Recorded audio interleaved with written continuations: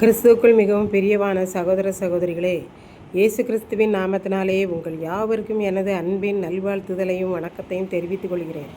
இன்றைய பகலின் குளிர்ச்சியான நாளின் தியான வசனம் யோவான் எழுதின சுவிசேஷம் 17ஆம் அதிகாரம் 21ஆம் வசனம்.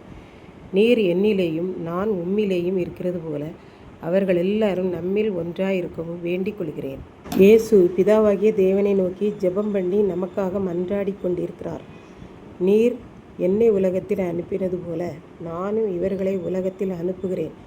நான் அனுப்பின எல்லா மக்களும் சத்திய வசனத்தினாலே பரிசுத்தமாக்கப்படும்படியாக நான் என்னைத்தானே முதலாவது பரிசுத்தமுள்ளவனாக்குகிறேன் என்று இயேசு கூறுகிறார்.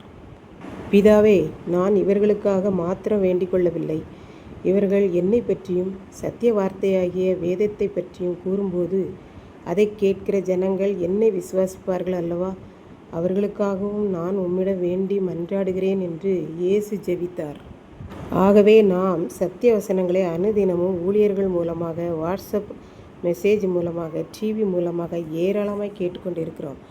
அவ்வாறு கேட்டு சத்திய வசனங்களை அதன்படி நடக்கும்போது நாம் ஆண்டவரை ஏற்றுக்கொள்கிறோம். அவ்வாறு ஏற்றுக்கொள்கிறவர்களுக்காகவும் இயேசு பிதாவிடம் வேண்டிக் கொள்கிறார், பரிந்து பேசி கொண்டிருக்கிறார் என்று பார்க்கின்றோம். உலக மக்கள் எல்லாரும் பிரிக்க முடியாதபடி ஒன்றாயிருக்கவும் அன்புள்ள பிதாவே, நீர் என்னை இந்த உலகத்திற்கு அனுப்பி இருக்கிறதையும் இந்த உலக மக்கள் விசுவாசிக்கவும் வேண்டிக் கொள்கிறேன். நீர் எனக்குள்ளேயும் நான் உமக்குள்ளேயும் இருக்கிறது போல இந்த உலகத்தில் வாழுகிற எல்லா மக்களும் ஒன்றாக இருக்கும்படி அவர்கள் எல்லாருக்காகவும் நாம் வேண்டிக் கொள்கிறேன் என்று இயேசு ஜெபித்தார்.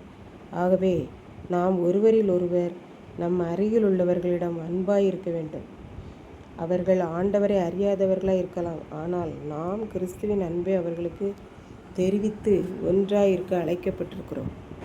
இப்படித்தான் ஒரு பாத்திரத்தில் ஒருவர் கொஞ்சம் பொரிக்கடலையை போட்டார். அதன் பின்பு அதற்குள் கடுகு விதையை கொஞ்சம் அள்ளி போட்டார். பிறகு மிளகு கொஞ்சம் போட்டார். பின்பு நன்றாக கலந்து விட்டார்.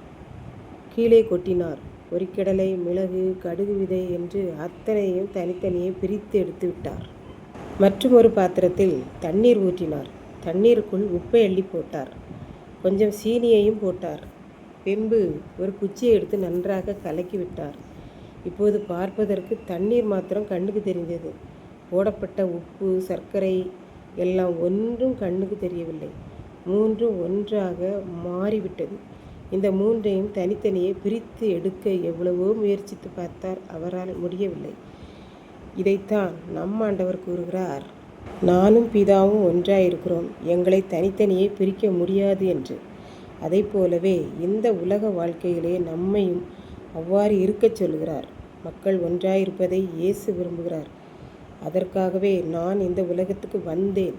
என்னுடைய மாதிரியை அவர்களுக்கு கற்றுக் கொடுத்து என்னை பின்பற்றுங்கள் என்று இயேசு கூறுகிறார். இதை கேட்டுக்கொண்டிருக்கும் எனக்கன்பானவர்களே, இன்றைக்கு நாம் ஆண்டவர் நடந்த மாதிரியை பின்பற்றி ஒருவரில் ஒருவர் அன்பாயிருக்கிறோமா? குடும்பங்கள், சகோதர சகோதரிகள் ஒன்றாயிருக்கிறோமா என்பதை சிந்தித்து பார்ப்போம்.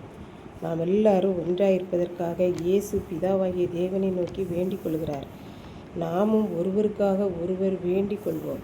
பிதாவானவர் அனுப்பின குமாரனாகிய இயேசு கிறிஸ்துவை விசுவாசிப்போம். அவருடைய வார்த்தைகளை கூறுகிற ஊழியக்காரர்களை நேசிப்போம். அவர்கள் வாயில் வருகிற இயேசுவின் வார்த்தைகளை ஏற்றுக்கொண்டு ஒருவரை ஒருவர் நேசித்து அன்பு பாராட்டி ஒன்றாக வாழ்வோம். கர்த்தர் தாமே இந்த வார்த்தைகளை ஆசீர்வதிப்பாராக. ஆமென். ஜெபம். அன்பின் ஆண்டவரே, இந்த அருமையான நல்ல நாளுக்காக நன்றி செலுத்துகிறேன். எப்பொழுதும் இந்த வார்த்தைகளை கேட்டுக்கொண்டிருக்கிற ஒவ்வொரு பிள்ளைகளும் உம்மை நேசிக்கவும், சுற்றிலும் இருக்கிற அயலகத்தாரையும் குடும்பத்தையும் நேசித்து ஒன்றாக வாழ்ந்து உதவி செய்ய கிருபை செய்யும். மீட்பர் இயேசு கிறிஸ்துவின் நாமத்திலே தாழ்மையோடு வேண்டிக் கொள்கிறேன் பிதாவே. ஆமென்.